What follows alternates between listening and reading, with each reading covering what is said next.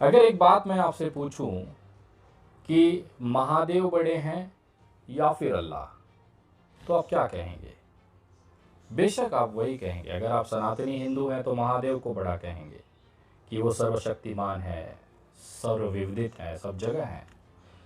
अगर आप मुस्लिम हैं तो अल्लाह को मानेंगे, आप कहेंगे कि अल्लाह के अलावा कोई है ही नहीं। ठीक है, आप अपनी अपनी जगह, अपनी कौम की जगह सही हैं, लेकिन वास्तविकता में कौन ताकतवर है, कौन बड़ा है? मेरी नज़र में ईश्वर एक है, आप उसे अल्लाह कहें, मैं महादेव कहूँ, एक ही हैं। कोई बदलाव नहीं, कोई शंका नहीं उसमें कि वो दो हो सकते हैं, वो एक ही हैं। आप उन्हें अल्लाह के नाम पर इबादत करिए, मैं महादेव के नाम पे इबादत करता हूँ, पूजा करता हूँ, है एक ही चीज़। ये मैं क्यों पूछ रहा हूँ आपसे, उसका कारण है।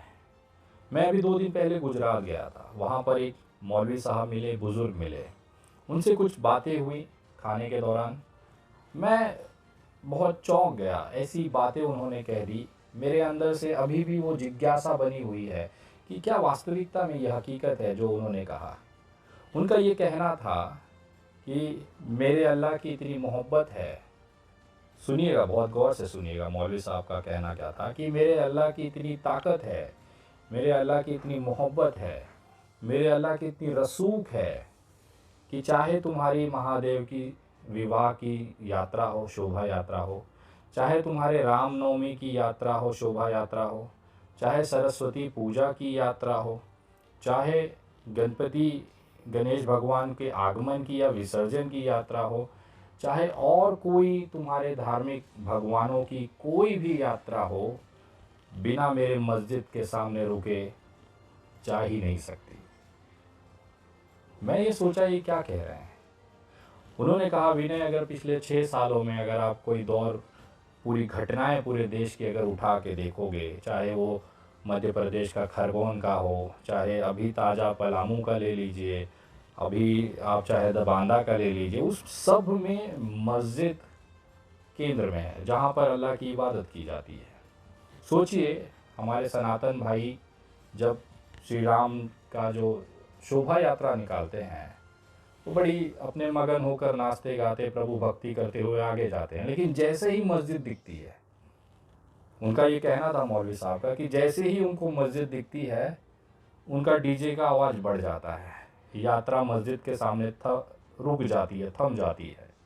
उसके बाद जितने लोग भी उस यात्रा में एकदम हल्के फुल्के भक्ति कर रहे थे, वो उनके अंदर जोश आ जाता है और मस्जिद के सामने जोर जोर से वो भगवान का नाम लेते हैं, इबादत करते हैं, जय श्री राम बोलिए या चाहे जो भी भगवान का नाम के लिए, लेकिन वो कुछ पल के लिए उस मस्जिद के सामने से हट नहीं सकते, वो रुक जाते हैं, थम जाते हैं।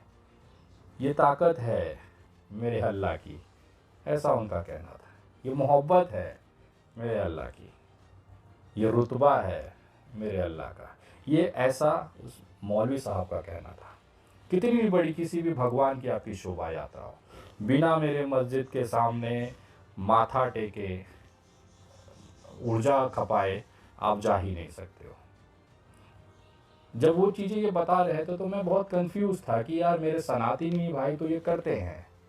मेरे सनातनी भाई जब कोई शोभा यात्रा निकालते हैं तो मस्जिद देखते ही उनके डीजे का आवाज़ बढ़ जाता है, लोगों के अंदर खून उबाल मारने लगता है और उसके सामने जयकारे के नारे लगाए रहते हैं। पूरी यात्रा में जितना नहीं नाचा होता है, जितनी नारेबाजी नहीं होती, उतना केवल मस्जिद के सामने होती है। तो कहीं ना कहीं क्या ये ऊपरी ताकत है?